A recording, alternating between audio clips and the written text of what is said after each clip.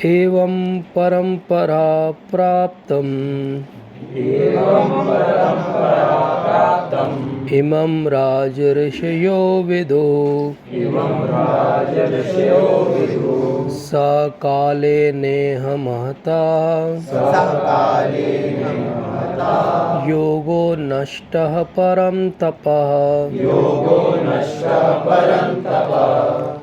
हिंदी में श्रील प्रभुपाद के द्वारा इसका जो शब्दार्थ दिया गया, इस प्रकार से यह परम विज्ञान गुरु परंपरा द्वारा प्राप्त किया गया और राज ऋषियों ने इसी विधि से इसे समझा, किंतु काल क्रम में यह परंपरा छिन्न हो गई, अतः यह विज्ञान यथारूप में लुप्त हो गया लगता है। तो ये भगवान बात कर रहे हैं, दिव्य ज्ञान अध्याय का नाम है और इसमें ये सेकंड श्लोक है जिसमें वो बता रहे हैं कि कैसे परंपरा के द्वारा यह ज्ञान प्राप्त किया गया और किनको दिया गया। ये जिस परंपरा की बात यहाँ पर हो रही है वो राज ऋषियों की परंपरा है। राज ऋषियों का अर्थ क्या होता है, कोई बताना चाहेगा? राज ऋषि कौन होते हैं? जो खुद राजा रहता है पर उसका आचरण ऋषि नहीं है। हाँ, जो कि खुद क्षत्रिय है लेकिन उसका जो व्यवहार है वो एक ऋषि की तरह। तो ऋषि का व्यवहार कैसा होता है? विनम्र और डिटैच्ड। और ऋषि के लिए, ऋषि और मुनि में क्या अंतर होता है? मुनि जो मनन करता है, मुनि is more like a philosopher, है ना, और ऋषि जो आचरण करता है। एक मनन करने वाले लोग रहते हैं जो बहुत सोचते हैं, कल से पढ़ाई चालू करेंगे, वो मुनि लोग हैं। और जो किताब खोल लेते हैं कि अब पढ़ेंगे, वो ऋषि लोग हैं। ठीक है, मतलब जो सोचते रहते हैं फिलोसॉफिकली, ये पॉइंट को उस पॉइंट से जोड़ के देखते रहते हैं मन में, वो मुनि है। मुनि का एक और अर्थ भी होता है जो मौन रहता है, मतलब जो कंटम्पलेट करता है, जो अपने मन में ज़्यादा सोचता है वो मौन रहता है नॉर्मली, क्योंकि उसकी एनर्जी इंटरनली लगी हुई है ना। और ऋषि कौन होता है? जो एक्ट करता है। तो राज ऋषि शब्द ऐसे देखोगे तो बड़ा ऑक्सीमोरॉन शब्द है। नॉर्मली आज की समाज में अगर आप बोलोगे कि राज ऋषि होते थे तो बोलेंगे क्या ये कपोल कल्पित बात है, क्योंकि राजा है अगर तो ऑपुलेंस में रहता है और ऋषि तो झोंपड़ी में रहता है। तो ऐसा राजा जो रहता महल में है लेकिन उसको एक क्षण भी नहीं लगेगा छोड़ने में, उसको अटैच नहीं है वो उससे, जिसका बहुत अच्छा उदाहरण है परीक्षित महाराज। परीक्षित महाराज को श्राप मिला और जैसे उन्होंने सुना तो भागवतम के अंदर श्लोक है कि उन्होंने उसको पूरे राजपाट को, वो इमेजिन करो पूरी धरती के राजा है वो, उन्होंने सब कुछ ऐसे छोड़ दिया जैसे कोई वो मल त्याग करता है और उसके बाद मुड़ के नहीं देखता है, ऐसे। तो ये होते हैं राज ऋषि, है ना। ऐसे बहुत सारे उदाहरण, जैसे जनक महाराज का एग्जाम्पल खुद भगवान देंगे भगवद गीता में। तो एक परंपरा जो है वो राज ऋषियों की परंपरा है भगवद गीता की। एक गुरु शिष्य परंपरा जो है वो भक्तों की परंपरा है। ये राज ऋषि भी भक्त हैं लेकिन ये एडमिनिस्ट्रेटर्स हैं। भगवान क्यों स्पेसिफिकली एडमिनिस्ट्रेटर्स को ये ज्ञान देना चाहते हैं जैसे अर्जुन को दे रहे हैं, या युधिष्ठिर महाराज के बहुत क्लोज हैं भगवान, ऐसा क्यों है? क्या उनको कुछ बायस है? क्या वो क्लोज रहना चाहते हैं पावर सेंटर के? नहीं, वो तो खुद पावर है। लेकिन वो फिर ऐसा क्यों करते हैं? क्योंकि यद यद आचरति श्रेष्ठा तद तद एवेतरो जना स प्रमाणम कुरते लोकाता अनुवर्तते। मतलब क्या हुआ कि जैसे श्रेष्ठ आचरण करता है वैसे, जैसे घर में जो लीडर है सो पेरेंट्स हैं वो जैसा करेंगे बच्चे वैसा सीखते मोस्टली, है ना। या फिर कोई ऑफिस में कोई बॉस है तो वो उसकी जैसी सोच है वैसी नीचे वालों की सोच है ना। कोई एचओडी है डिपार्टमेंट का तो बाकी लोग भी वैसे ही सोचने लगते हैं। तो जैसा लीडर बिहेव करता है, हमारे रोल मॉडल्स बिहेव करते हैं। स्पोर्ट्स पर्सन है हमारे रोल मॉडल, तो वो अगर एक हाथ में ड्रिंक पकड़ के फ़ोटो खिंचवाते हैं तो हम भी एक हाथ में ड्रिंक पकड़ना चाहते हैं, है ना।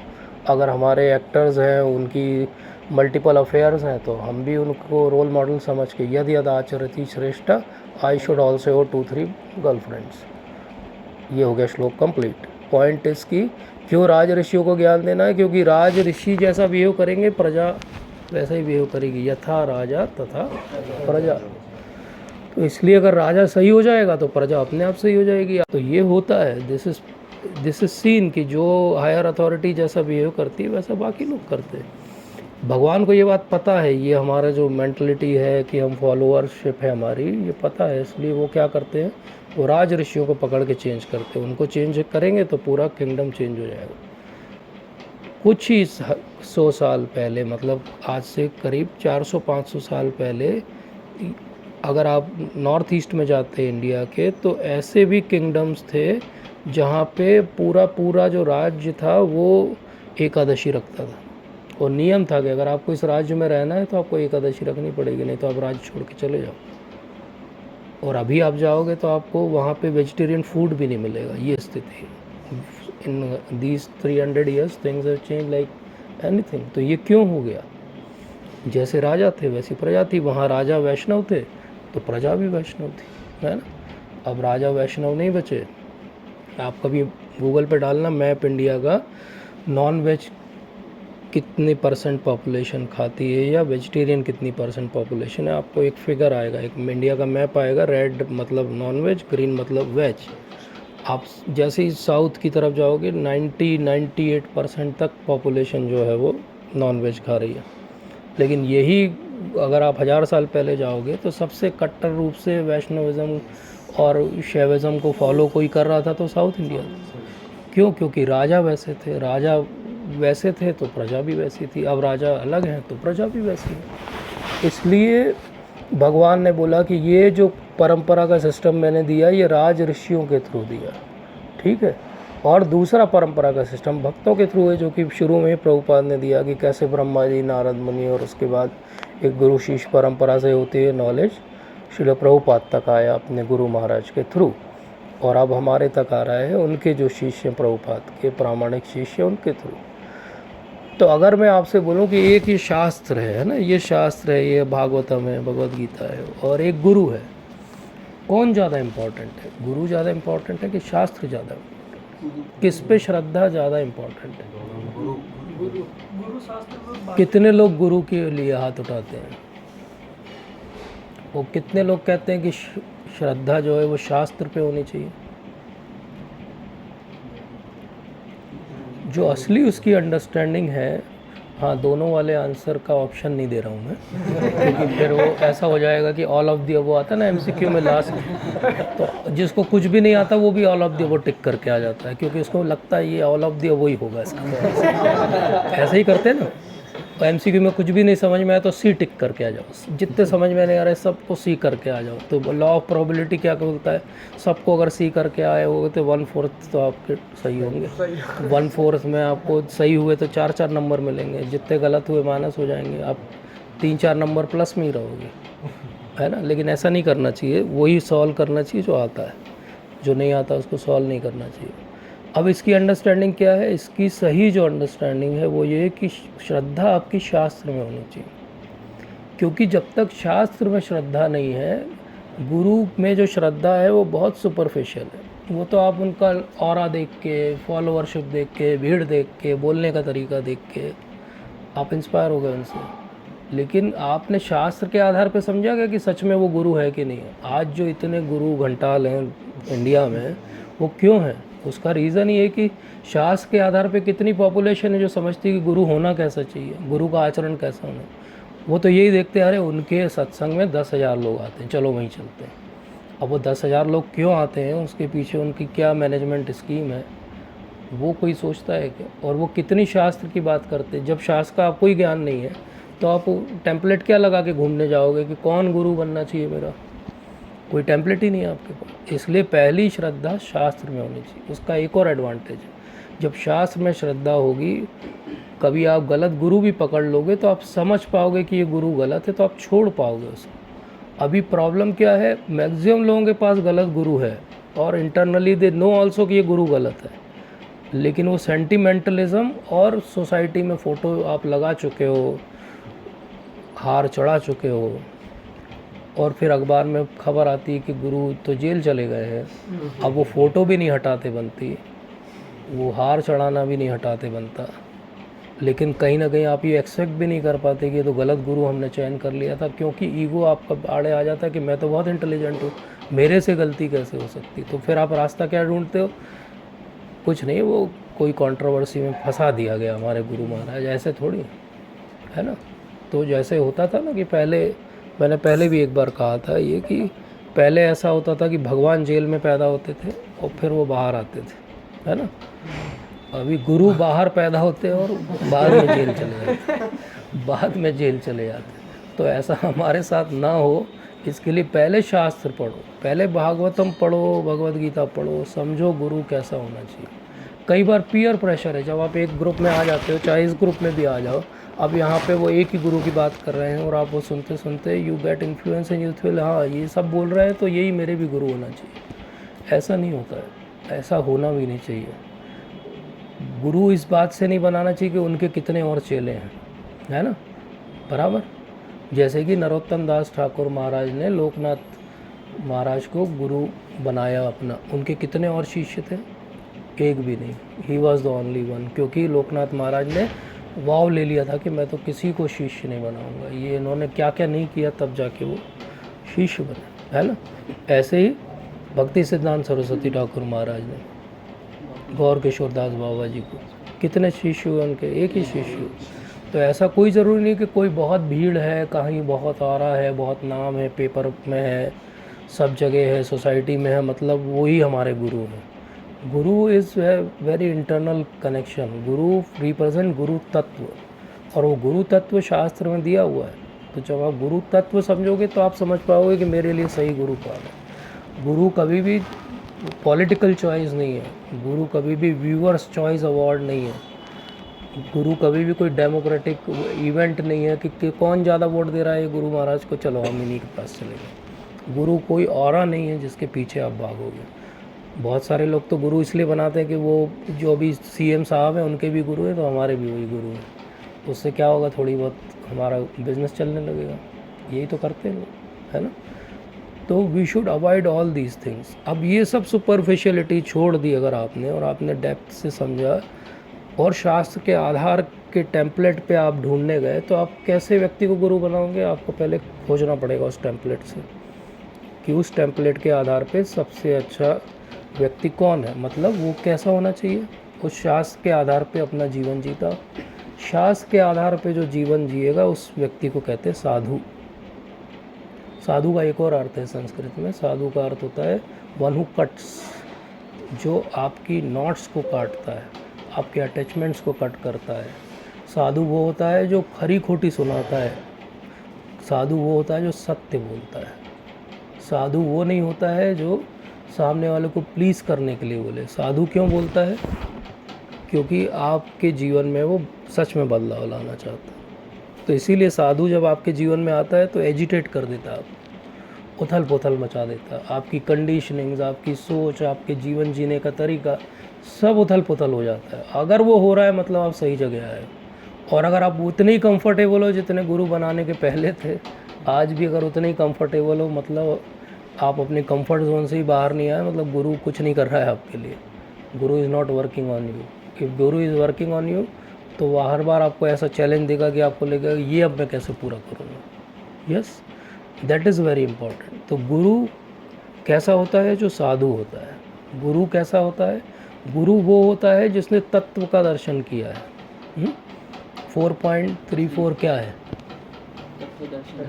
पूरा श्लोक बोलो कोई। तत्विधि प्रणिपातेन परिप्रश्नेन सेव्य उपदेशन्ति ते ज्ञानम ज्ञानेन तत्वदर्शिना। तो गुरु कैसा होता है? तत्वदर्शी होता है। तत्व क्या होता है? तत्व का मतलब होता है जो प्रभुपाद कहते हैं ना, as it is. As it is को बोलते हैं तत्व। अब वो तत्व अलग अलग प्रकार से डिवाइड कर सकते हो आप। जैसे एक गुरु तत्व हो गया, तो एक कृष्ण तत्व हो गया, तो एक राधा रानी का तत्व हो गया, तो एक हम जीव है तो हमारा जीव तत्व हो गया, एक माया है तो माया भी एक तत्व है ना।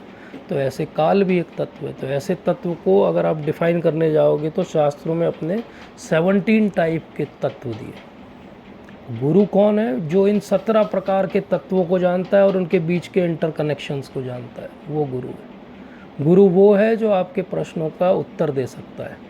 पर उससे क्या प्रश्न पूछना है? ये नहीं पूछना है कि मेरी नीट में कौन सी रैंक आएगी। उससे क्या पूछना है कि मैं जो आत्मा के रूप में यहाँ भटक रहा हूँ, मैं यहाँ से बाहर निकलने का रास्ता क्या है। एक बार श्रील प्रभुपाद ने बोला कि गुरु को सब पता है, सब मालूम है। तो अमेरिकन थे वो लोग, तो वो खिड़की से दूसरा अपार्टमेंट दिखता था। तो वो किसी ने पूछ लिया, Prabhupada do you know how many windows are there in that apartment? Prabhupada became furious, बोले सब पता है, मतलब क्या है इसका, ये नहीं कि उसमें कितनी खिड़कियाँ, वो जान के तुम्हारा क्या भला होने वाला है। तुम ये जानो कि यहाँ से बाहर निकलने का दरवाज़ा क्या है, उन खिड़कियों के बारे में जान के क्या करोगे। तो बहुत सारे लोग नहीं करते, गुरु के पास जाते, कौन सा बिजनेस करें गुरु महाराज कि हम करोड़पति हो जाएं, तो उस करोड़ों में से 100 रुपये आपको भी चढ़ाएंगे। तो गुरु महाराज फिर बोलते हैं जाओ सफ़ेद चीज़ का बिज़नेस करो। तो ढूंढते हैं सफ़ेद क्या है, चीनी भी सफ़ेद है, दूध भी सफ़ेद है, पेंट भी सफ़ेद है, काहे का बिज़नेस करें। हाँ ऐसा होता है, मैंने खुद सुना है, ये मैं सुनी हुई बात बता रहा हूँ। मतलब लोग जाके पूछते हैं कौन से, वो कलर बताते हैं। अब आप कलर से पकड़ लो कि कौन सा बिजनेस, ये तक पूछ जाते हैं लोग गुरु से, गुरु महाराज सट्टे का नंबर बता दो। बताते हैं गुरु महाराज, वो सट्टा लगता है उनका, इसलिए वो बड़ा फेथ है उनको, सट्टे वाले बाबा। तो क्या हो गया, शास्त्र में कहीं लिखा है क्या कि गुरु महाराज सट्टे का नंबर बताएंगे? कहीं लिखा है शास्त्र में कि गुरु महाराज जो है वो आपकी बिजनेस प्रोफाइल बताएंगे, कि आपका अगली शादी और डाइवोर्स कब होगा ये बताएंगे? गुरु महाराज का काम नहीं है ये सब, है ना, गुरु महाराज का ये सब काम नहीं है। लेकिन क्योंकि हम शास्त्र के टेम्पलेट पे नहीं गए, तो क्या हुआ, हम खुद ही चीटिंग प्रोपेंसिटी थी हमारी, और हम ही खुद चीटेड हो गए। हमने सोचा कि हमने गुरु महाराज को चीट कर लिया, देखो गए और देखो बिजनेस पूछा है उनसे, लेकिन चीटिंग हमारे ही साथ हो गई। और फाइनली होगा क्या, जब ऐसे गुरु और शिष्य रहते हैं तो उनका साथ बड़ा इटर्नल रहता है। मतलब ज़िंदगी के साथ भी है, ज़िंदगी के बाद भी नहीं। प्रभुपाद कहते हैं कि नरक में भी ठेलम ठेला करते हो, अरे गुरु महाराज आप भी यहीं आ गए, बोले तुम भी यहीं आ गए, बोले अरे दोनों नरक में आ गए, ये क्या हो गया। प्रभुपाद, बंगाली में एक प्रोवर्ब है कि कुछ तो चेला और वो मतलब ठग करने वाला चेला, और ऐसा तो नरक में करे ठेलम ठेला, मतलब नरक में दोनों लाइन में लगे धक्का मुक्की करे वाले। गुरु महाराज भी यही हमारे, हम भी यही, तो इटर्नल साथ है। ऐसे जो ढोंगी गुरु हैं और जो शातिर चेला है, उनका यही होने वाला है। तो हमको शातिर नहीं बनना है, इसलिए उन्होंने क्या बोला, तत्विधि प्रणिपातेन, प्रणिपात करना है। मतलब सबसे पहले गुरु महाराज, जब आपने आइडेंटिफाई कर लिया कि he can be my guru, then first thing is be submissive to him, तत्विधि प्रणिपातेन, फिर परिप्रश्नेन। अब केवल सबमिसिव हो गए, गुरु महाराज ही हमारे सब कुछ हैं, गुरु महाराज ही कुछ सब कुछ है, लेकिन पूछा ही नहीं कभी तत्व की बात उनसे, तो क्या हुआ, उसका कोई हल नहीं निकलेगा जीवन में, क्योंकि आपने कभी क्वेश्चन ही नहीं पूछा उनसे कि अब करना क्या है इसके बाद, मेरे जीवन का भला कैसे होगा। तो तत्विधि प्रणिपातेन, फिर परिप्रश्नेन, फिर क्वेश्चन पूछना, उल्टा भी नहीं करना है कि गए किसी गुरु के यहाँ, आजकल बड़ा फेमस है वो, गए किसी के यहाँ और शुरू हो गए, माइक मिल गया तो आर्ग्यूमेंटेटिव मोड में कि ये बताइए आप हिंदू धर्म में इतनी प्रॉब्लम चल रही है, ये क्या है। आपने पहले प्रणिपात किया क्या, प्रणाम किया क्या, आपने सब में से हुआ क्या, आप उनकी बात सुनोगे क्या जो वो आंसर देंगे? नहीं, आप तो अपनी बात कहने गए हो, आप अपने आप को बड़ा गुरु समझ रहे हो। तो उल्टा भी नहीं करना है कि पहले प्रश्न करेंगे, फिर हमको प्रश्न के उत्तर हमारे हिसाब के मिले तो हम प्रणिपात करेंगे, नहीं तो थूक के और गाली दे के वापस आ जाएंगे। करते हैं लोग ऐसे, तो this is not the way. पहले प्रणिपातेन, फिर परिप्रश्नेन। लेकिन केवल प्रश्न पूछ लिया, हाँ ठीक है गुरु महाराज, गुरु तत्व ये होता है, कृष्ण तत्व ये होता है, सब लिख लिया, नोट्स बना लिए और लेक्चर देना चालू कर दिया, नहीं। सेवया, उसके बाद सेवा करनी पड़ेगी, क्योंकि गुरु महाराज ने वो तत्व का ज्ञान दे दिया आपको, लेकिन वो ज्ञान विज्ञान में कब बदलेगा, जब साथ में सेवा होगी। सेवा नहीं होगी तो ज्ञान विज्ञान में नहीं बदलेगा। तो आप में से किस किस ने रामानुजाचार्य का नाम सुना है? सबने सुना है? कौन थे रामानुजाचार्य? वो भी थे, बट उनकी बात किसी और दिन करेंगे। श्री संप्रदाय के संस्थापक आचार्य रामानुजाचार्य। रामानुजाचार्य के बहुत अच्छे बहुत सारे भक्त हुए, जैसे कुरेश, साउथ इंडिया में बहुत सारे, रंगनाथ मंदिर बेसिकली मेन उनका जो है सेंटर है। तो उनके ही एक शिष्य हुए जिनका नाम था दाशरथी, या दशरथी भी बोलते हैं उनको, दाशरथी। दाशरथी जो थे वो उस समय सारे शास्त्रों के, वेदों के बहुत प्रकांड पंडित थे, और वो रामानुजाचार्य के पास आए कि मुझे तत्व का ज्ञान दीजिए, और सबमिसिवली आए, हाथ जोड़ के आए, क्योंकि उनको तो शास्त्र पता था। तो जब रामानुजाचार्य ने उनको देखा तो रामानुजाचार्य ने बोला कि मैं नहीं दूंगा, उन्होंने भेज दिया एक और महान उस समय गुरु थे, उनका नाम था गोष्ठीपूर्ण। बोले गोष्ठीपूर्ण के पास जाओ, वो आपको देंगे। तो ये बहुत सबमिसिवली गोष्ठीपूर्ण की सेवा करते रहे 2-3 महीने। 2-3 महीने के बाद उन्होंने हाथ जोड़ के उनसे भी पूछा, मुझे तत्व का ज्ञान दीजिए। गोष्ठीपूर्ण ने बोला, मैं क्या तत्व का ज्ञान दूंगा, मुझसे ज़्यादा तत्व का ज्ञान तो रामानुजाचार्य के पास है, उन्हीं के पास जाओ। तो ये हाथ जोड़ के वापस आ गया रामानुजाचार्य के। अब ये रामानुजाचार्य के पास में आ रहे थे, लेकिन उसी समय रामानुजाचार्य के 5 गुरु हुए। तो उनमें से एक जो गुरु थे, उनकी लड़की अपने मायके से वापस आई थी, तो वो रामानुजाचार्य से मिलने के लिए आई, बहुत दुखी थी वो। तो रामानुजाचार्य ने पूछा, बेटी क्या हो गया, तुम इतनी दुखी क्यों हो? तो बोले, वो मैं मायके में बहुत परेशान हूँ, लोग बहुत परेशान कर रहे हैं, बहुत दूर है कुआँ, 3-4 किलोमीटर मुझे जाना पड़ता है, फिर पानी भर के लाना पड़ता है, फिर घर में कोई खाना बनाने वाला नहीं, मुझे इतने पूरे जॉइंट फैमिली का खाना बनाना पड़ता है। और बोले, मैंने बोला भी कि कोई नौकर रख लो, तो उन्होंने ताना दिया कि तुम अपने पिता के घर से क्या लेके आई हो, एक नौकर नहीं लाई हो तुम। उसी समय दशरथी एंटर कर रहे थे। रामानुजाचार्य ने दशरथी को देखा, बोला कि ये इसको ले जाओ, ये नौकर के तरह काम करेगा तुम्हारे यहाँ। दशरथी ने हाथ जोड़ा, वो तो इतने 2-3 महीने वहाँ रह के आ रहे थे ट्रैवल करके, उन्होंने हाथ जोड़ा, जी गुरुदेव जो आपका है, वो उनके साथ हो लिया और वो ले गई अपने गांव में। और वो चुपचाप, इतना प्रकांड पंडित जो है, चुपचाप पानी भर के लाता था रोज़ और कुकिंग करता था, बस ये काम कर रहा था। और ये करते हुए 5-6 महीने हो गए, गौशाला में काम करना, कुकिंग करना, पानी भर के लाना, और जैसा नौकरों को लोग ट्रीट करते हैं, बुरी भले कहते रहते थे, धीरे काम करता है, ये है, कुछ बनता नहीं है तेरे से, चुपचाप ये सुनते रहते थे। और फिर ऐसा हुआ कि एक सो कॉल्ड वैष्णव वहाँ पे प्रचार करने के लिए आए, तो उनका होता था पहले, तो वो उनको रिस्पेक्ट किया गया, सब बैठ गए शाम को और वो बताने लगे। शुरू में तो ठीक फ़िलासफ़ी बता रहे थे, थोड़ी देर के बाद उनकी फ़िलासफ़ी में मिक्सचर था थोड़ा सा मायावाद का। तो ये हमेशा ध्यान रखना चाहिए कि आप किसको सुन रहे हो, और अगर आपको थोड़ा मायावाद का टिंज लगे तो नहीं सुनना चाहिए इसको, क्योंकि मायावाद सुनीले होए सर्वनाश। तो अब ये तो प्रकांड पंडित हैं वैष्णविज़्म के, तो इनसे रहा नहीं गया, इन्होंने बोल दिया कि ये आप जो कह रहे हो ये फ़िलासफ़ी में थोड़ा सा फ्लॉ है, ये श्लोक इस तरह नहीं, ऐसे समझना चाहिए, भगवान का रूप होता है, साकार होते हैं भगवान। तो बोले, अब ये जो कुक हैं ये हमको सिखाएंगे कि कैसे फ़िलासफ़ी समझनी चाहिए, और तुम्हारी जगह किचन में है, तुम यहाँ पे आर्ग्यूमेंट नहीं करो हमारे साथ। तो भी इनसे रहा नहीं गया, ये खड़े हुए और इन्होंने एक के बाद एक, श्लोक के बाद श्लोक के बाद श्लोक के बाद सारे कोटेशन, रेफरेंस, कॉन्टेक्स्ट सब समझा के क्लियर कर दिया सबका कॉन्सेप्ट, और सबको समझ में आ गया। इवन वो स्पीकर स्टेज से उतरा और इनके चरण में गिर गया कि कौन है आप।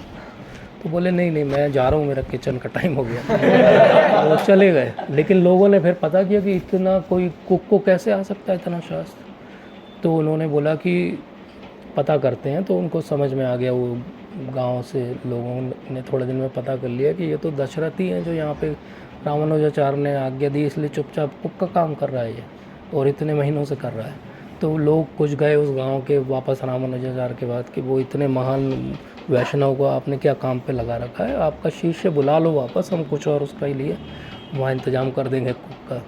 तो रामानुजाचार्य ने बोला कि अच्छा ठीक है, उसको वापस भेज दो। अब वो वापस आए और जब रामानुजाचार्य से मिले तो रामानुजाचार्य ने बोला कि हाँ, अब मैं तुम्हें तत्व का ज्ञान दूंगा। तो बोले, ये पहले क्यों नहीं दे दिया आपने ज्ञान? बोले, मैं ये देख रहा था कि तुमने इतना जो शास्त्र पढ़ के ज्ञान इकट्ठा किया है, इसका कोई अहंकार तो नहीं है तुम्हें।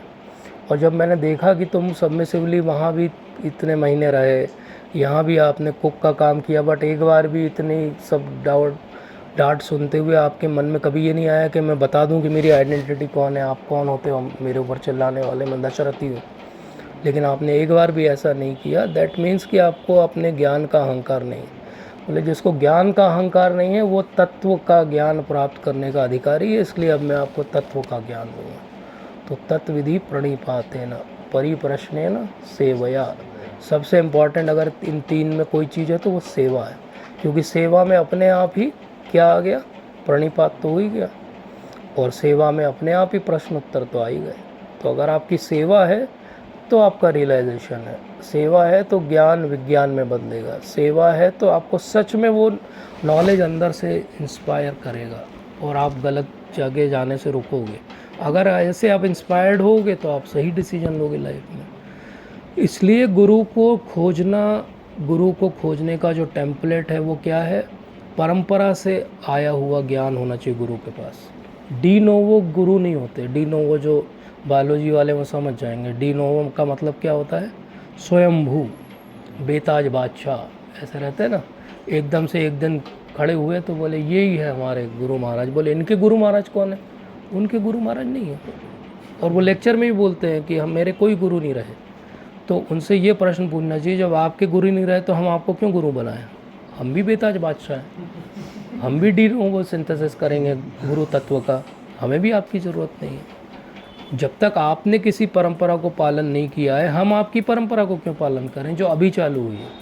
अगर हमको पालन ही करना है किसी परंपरा का, तो हम उस परंपरा का पालन करेंगे जो अविच्छिन्न रूप से हजारों साल से चली आ रही भगवान से। हम उस परंपरा का क्यों पालन करेंगे जो अभी चालू हुई है, जो नई है?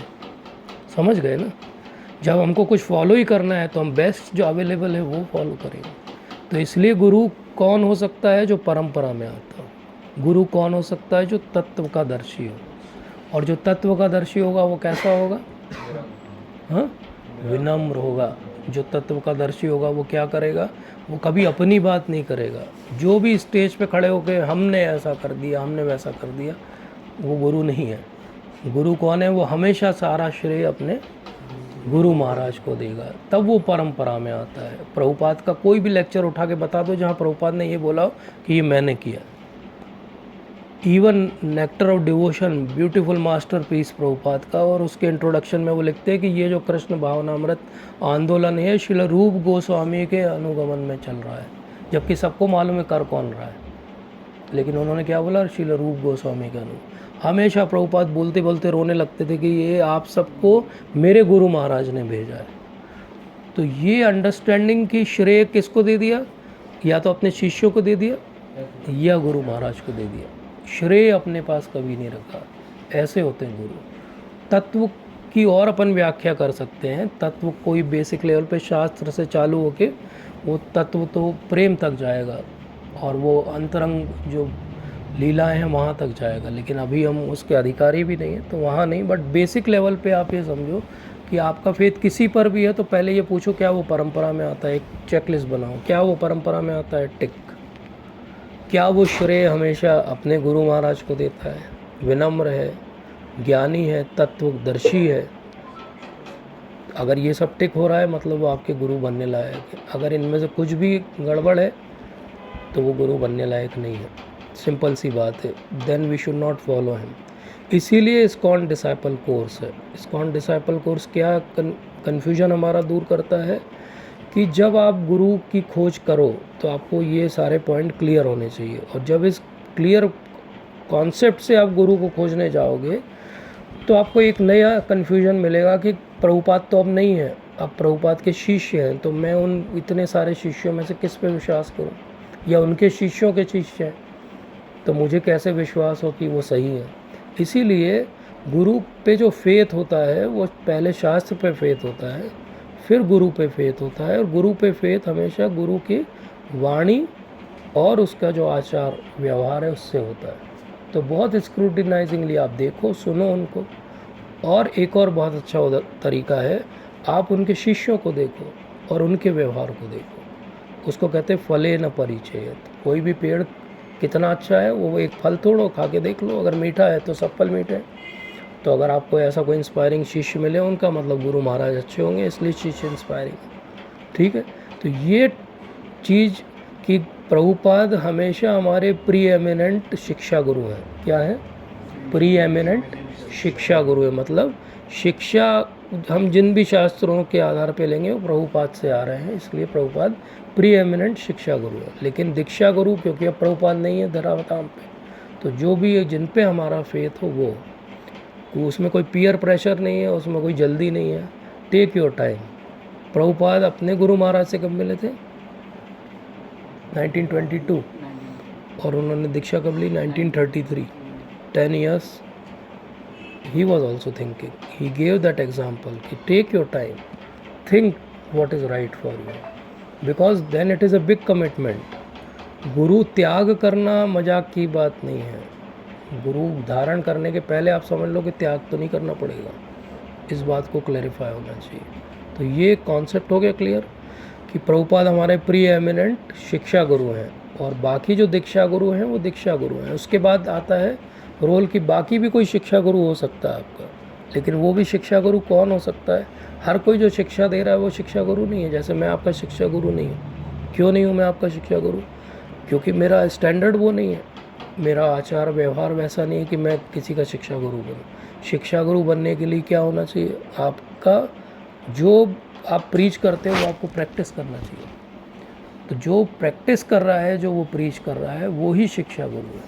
शिक्षा गुरु का स्टैंडर्ड भी बहुत हाई है. आजकल हम लोग बात बात में सबको शिक्षा गुरु बोल देते हैं, लेकिन नहीं, शिक्षा गुरु भी ऐसे कोई भी नहीं बन सकता. शिक्षा गुरु भी आपके जीवन में एक या दो रहेगा जिस पे आपको इतना फेथ रहेगा कि आप अपनी हर प्रॉब्लम शेयर करो and he is available to you. क्योंकि दीक्षा गुरु के पास उतना समय नहीं है आपके लिए. बट शिक्षा गुरु फाइनली आप किससे सीखते हो? आप शिक्षा गुरु से सीखते हो अपने, क्योंकि वो सबसे क्लोज है आपके, वो आपको पर्सनली गाइड कर रहा है ना. तो ये जितने भी गुरु के प्रकार हैं, चाहे वो दीक्षा गुरु हो, चाहे वो शिक्षा गुरु हो, चाहे पथ प्रदर्शक गुरु हो, ये फाइनली कहाँ से आते हैं? ये सब बलराम जी के एक्सपेंशन है, बलराम जी से आते हैं. क्योंकि प्री एमिनेंटली गुरु तत्व कहाँ से आता है? बलराम जी से आता है. वही बलराम जी फिर बाद में जब एक्सपेंड होते हैं, संकर्षण, फिर उसके बाद में नारायण, फिर उसके बाद चतुष्व्यूह के बाद में फिर बाकी 3 जो पुरुष अवतार, और उन 3 पुरुष अवतार में शिव जी. तो शिव जी भी गुरु तत्व को रिप्रेजेंट करते हैं. तो गुरु तत्व को कौन कौन रिप्रेजेंट करता है? शिव जी रिप्रेजेंट करते हैं, बलराम जी रिप्रेजेंट करते हैं. तो हमारे हृदय में जब भगवान यहाँ विराजित है तो वो कैसे, उनको वो भी गुरु है हमारे, उनको कहते हैं चैत्य गुरु. तो इतने टाइप के गुरु हो गए. कितने टाइप के गुरु हो गए? एक चैत्य गुरु हो गए हृदय में, एक शिक्षा गुरु हो गए, एक दीक्षा गुरु हो गए, एक पथ प्रदर्शक गुरु हो गए. अब ये पथ प्रदर्शक गुरु क्या होते हैं? मतलब इस्कॉन का डायरेक्शन कौन सा है? राइट में मुड़ा जाएगा. पथ प्रदर्शक गुरु, हाँ, पथ प्रदर्शक गुरु का कॉन्सेप्ट क्यों आया? हो सकता है वो खुद फॉलो ना कर रहा हो, बट आपको सही बोल रहा हो. जैसे होता है ना, कई फैमिलीज़ में होता है पिताजी स्मोक करते हैं या ड्रिंक करते हैं, लेकिन बच्चे को हमेशा बैठा के समझा, बेटा शराब नहीं पीना चाहिए, चाहे शराब पी के समझाए. क्योंकि वो नहीं चाहते कि बच्चा गलत आदत में पड़े. बेटा स्मोकिंग नहीं करते, और फिर वो अगली लाइन बोलेंगे जा मेरे लिए एक सिगरेट ले आ, है ना. तो पॉइंट क्या है? पथ प्रदर्शक गुरु हो सकता है खुद फॉलो नहीं कर रहा हो, लेकिन वो आपको डायरेक्शन दिखा सकता है, और आप अगर उस पर चल निकले तो आपका तो हो गया. अब वो वहीं खड़ा रहेगा क्योंकि वो पथ प्रदर्शक है, वो दूसरे को रास्ता दिखाएगा, but he will not follow it. तो पथ प्रदर्शक एक स्पेशल टाइप की कैटेगरी है जो खुद शायद पूरी तरह से अभी फॉलो नहीं कर रहा है. तो let's pray for all the पथ प्रदर्शक gurus that they also follow it. But many time it happens कि आपने सुन लिया, आप रिपीट करने लगे, अच्छी बात है, लोग आपके बोलने का स्टाइल अच्छा हो, लोग इंस्पायर हो जाते हैं, लेकिन हो सकता है आप पूरी तरह से फॉलो ना कर रहे हो. अब उसमें क्या होता है, अगर वो पूरी तरह से आप फॉलो नहीं कर रहे हो, थोड़े दिन बाद वो आपसे मिलने आए, अरे ये तो प्रभु जी वहाँ रास्ता दिखा रहे थे, धोती कुर्ता पहन के, तो पान की दुकान पे सिगरेट पी रहे हैं. तो अभी क्या हुआ? उसका फेथ शैटर हो गया आपके बिहेवियर के कारण. आप एक दिन किसी पे क्रोधित हो गए, 2-4 गालियाँ दे दी किसी को आपने, तो वो बोलेगा अरे प्रभु जी आप तो इस्कॉन में जाते हो, गाली देते हो. पॉइंट क्या है? आपका हर व्यवहार जो है वो प्रभुपाद पे प्रश्न चिन्ह लगाता है. इसलिए अगर तिलक लगाना है तो उसकी गरिमा को भी मेंटेन करना है. फिर तिलक लगा के आप अजीब सी रील नहीं बना सकते, तिलक लगा के आप अजीब सी बातें नहीं कर सकते, आपको एकेडमिक्स में पीछे नहीं रह सकते. बहुत बड़ी जिम्मेदारी है, इसलिए रिस्पॉन्सिबिलिटी के साथ उस चीज़ को फॉलो करना है. क्योंकि आप किसको रिप्रेजेंट कर रहे हैं? आप उस गुरु शिष्य परंपरा को रिप्रेजेंट कर रहे हो. उस गुरु शिष्य परंपरा में इतने महान आचार्य हुए हैं कि उनके नाम सुन के लोग कांपने लगते हैं, डरते थे मायावादी जिनसे. और आप आराम से बैठ के एक मायावादी का क्लिप चला लो, यूट्यूब पे देखते रहो, तो गुरु परंपरा आपसे खुश होगी क्या? नहीं होगी. पर आप क्यों सुन रहे हो? क्योंकि आपको सुनने में अच्छा लगता है. तो इसलिए बहुत ध्यान रखना है कि अगर आप एक परंपरा को बिलोंग करने का प्रयास कर रहे हो तो उसमें बहुत रिस्पॉन्सिबिलिटी है ना. जैसे अब आप मेडिकल कॉलेज में डॉक्टर बन रहे हो तो आप सड़क छाप टाइप लड़ाई नहीं कर सकते सड़क पे किसी से, है ना। और तुरंत लोग बोलेंगे अरे तो एप्रन वाले डॉक्टर साहब ये कैसे लड़ाई झगड़ा करने लगे, ये गुंडागर्दी पे उतर आए, तो कांच फोड़ दिया लोग। तो ये क्या हो रहा है, क्वेश्चन काय पे उठ रहा है, आपके मेडिकल कॉलेज की फैकल्टी पे उठ रहा है। अच्छा यही सिखाते डीन आपके, जैसे घर पे होता है, आप मोहल्ले में लड़ लो तो क्या पहली लाइन बोली जाएगी, अरे शर्मा जी का लड़का है ये, शर्मा जी ने यही सिखाया घर पे, है ना। या स्कूल में फेल हो जाओ, चीटिंग करते पकड़े जाओ तो बोले बुला लेना पिताजी को, तो पहली लाइन क्या बोला जाएगा, यही सिखा रहे हैं आप घर में। तो ऐसे ही जब आप गुरु परंपरा को बिलोंग करने के लिए ठानते हो तो बहुत सारी जिम्मेदारी आपके ऊपर आती है, then you have to follow those things. इसीलिए तत्विधि प्रणिपात है ना, ऐसा प्रणिपात जैसे दशरथी का प्रणिपात है कि आप क्वेश्चन भी नहीं पूछते कि क्या करना है ना। और ऐसा बहुत सारे एग्जाम्पल हैं प्रभुपाद के डिसाइपल्स के, जो गोविंदास में they were just making rotis but they went back to Godhead, क्योंकि उन्होंने कभी क्वेश्चन नहीं किया। उनको जो सेवा दी गई वो जीवन भर रोटी बनाते रहे बस, लेकिन उसी से परफेक्ट हो गए वो। एक लेक्चर नहीं दिया उन्होंने कभी। यस, ऐसी बहुत सारी माता जी, बहुत सारी, जिनकी लाइफ परफेक्ट हो गई, कोई एक सेवा पकड़ ली उन्होंने। जैसे प्रभुपाद एक एग्जांपल देते हैं, जब वो राधा दामोदर मंदिर में रहते थे कि वो पानी भर के एक माता जी सुबह सुबह रख के चली जाती थी, किसी को नाम भी नहीं पता उनका, बट वो सेवा के लिए रोज़ यमुना जी से एक घड़ा भर के पानी का वहाँ रख के चली जाती थी। बट प्रभुपाद नोटिस्ड हर। अब आप इमेजिन करो, प्रभुपाद ने जिसकी सेवा को नोटिस किया वो लिबरेट हो गया होगा कि नहीं। ऐसा ही है। तो हमको अपना शांति से अपना काम करना है, हमको कोई प्रोपेगेंडा नहीं करना, हमको बहुत लाइमलाइट में नहीं रहना है, हमको अपने आप पे काम करना है। इतना मुश्किल है अपने आप पे काम करना, मैं अपने 30 ईयर्स के एक्सपीरियंस से बोल सकता हूँ इस बात को। अपने आप पे काम करना सबसे मुश्किल है, इसलिए अपने आप पे काम करो। आप अपने आप को कितना इम्प्रूव कर रहे हो, सुधार रहे हो रोज़, स्पिरिचुअली, एकेडमिकली, वो इम्पॉर्टेंट है। वो दिखाता है कि आपका सरेंडर का लेवल कितना है प्रभुपाद के लिए। आप अपने टेम्पटेशन को कितना कंट्रोल करते हो, अपने अर्जेस पे कितना कंट्रोल है आपका। बोलने की अर्ज, बोलने की आदत है ना हम सबको, क्रोध करने की आदत है हमारी। वाचो वेगम, मनसा क्रोध वेगम, जिह्वा वेगम, उदरोपस्थ वेगम, बहुत सारे वेग हैं। एक एक वेग भी पकड़ोगे तो सालों लगेंगे एक एक वेग को कंट्रोल करने में। तो हमारे पास समय कहाँ कि हम किसी और से आर्ग्यू करें या हम प्रूव करें कौन अच्छा है कौन ख़राब है। समय अपने आप बताएगा कौन अच्छा है कौन ख़राब है। ये पॉइंट मैं क्यों कह रहा हूँ, क्योंकि आखिरी बात क्या आती है, अब आपने एक गुरु बहुत ध्यान से टेम्पलेट से चूज़ कर लिया, आपने कोई और गुरु चूज़ कर लिया, अब दोनों मिले तो बोले हमारे गुरु ज़्यादा अच्छे हैं, तुम्हारे गुरु तो ऐसे हैं। फिर कोई पुरानी बात उनकी निकाल ली इंटरनेट से, देखो तो क्या हुआ, आपने इनका भी फेथ ख़राब किया, अपना भी फेथ ख़राब किया। तो ये बात हमेशा याद रखना है कि every sinner has a past, तो है ही यार उसका, and every saint has a past. तो don't look in the past. हम अपना ही देखें पास्ट तो हम कहाँ थे और कहाँ आ गए। तो हमारे पास क्या अथॉरिटी कि हम दूसरों का पास देखें, अरे ये तो प्रभु जी पहले सिगरेट पीते थे, पीते होंगे, क्या फ़र्क पड़ता है ना। या ये प्रभु जी तो अभी भी चाय पीते हैं। इमेजिन करो, क्या भगवान आपके और भगवान के बीच एक चाय आएगी क्या? अगर आपका लगाव बहुत है तो कोई बड़ी चीज़ थोड़ी चाय को छोड़ना। लेकिन अगर कोई पी रहा है तो आप उस पर ऑब्जेक्ट करके बार बार क्या कर रहे हो, आप अपने लिए ऐसी स्थिति बना रहे हो कि एक दिन आप भी पीने लगोगे, और चाय नहीं कुछ और। ये हालत हो जाएगी आपकी, क्योंकि भक्तों का संग छूट जाएगा आपका इसी मीन में एक निकालने के चक्कर में। ठीक है, तो ये अपने को सीखना चाहिए कि गुरु परंपरा बहुत रिस्पॉन्सिबिलिटीज से आती है। इसीलिए भगवान यहाँ कहते हैं कि गुरु परंपरा जब छिन्न भिन्न होती है तो बहुत डिफ़िकल्टी हो जाती है, इतनी ज़्यादा कि भगवान को खुद आना पड़ता है उसको रीएस्टैब्लिश करने के लिए। तो हम नहीं चाहते कि भगवान को बार बार हम परेशान करें यहाँ बुला के, तो हम इस गुरु परंपरा को ठीक से बना के रखें। ठीक है, थैंक यू एवरीवन, हरे कृष्ण। आखिरी रिक्वेस्ट ये है कि जिसके पास भी समय हो, संभव हो, रसराज प्रभु जी को सब जानते हैं, कोई है ऐसा जो नहीं मिला उनसे? तो एक बार ज़रूर मिलो जो नहीं मिले हैं।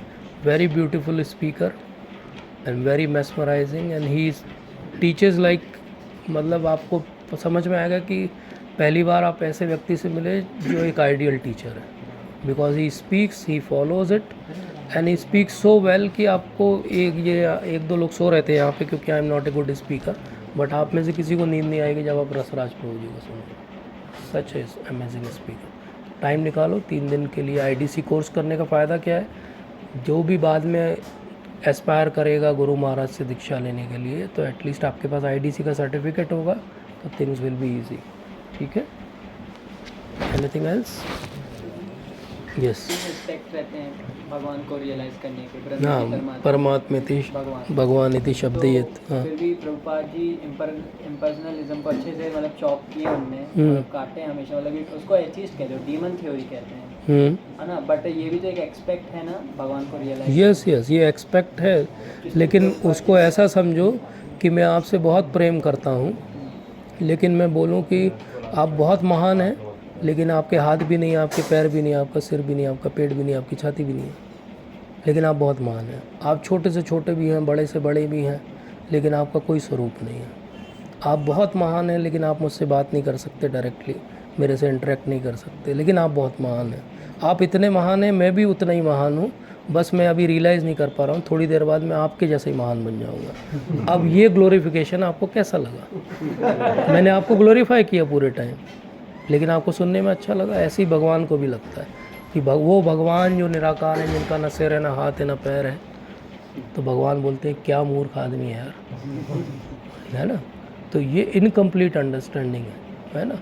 इनकम्प्लीट अंडरस्टैंडिंग कैसी है? जैसे मैं मेडिकल का एग्जांपल दूं, कोई भी डिजीज़ को ले लो, जैसे टाइफाइड के अंदर फीवर होता है, न्यूट्रोपीनिया होता है, और मान लो डायरिया होता है, पेन इन एब्डोमेन होता है, ये सिम्टम्स है।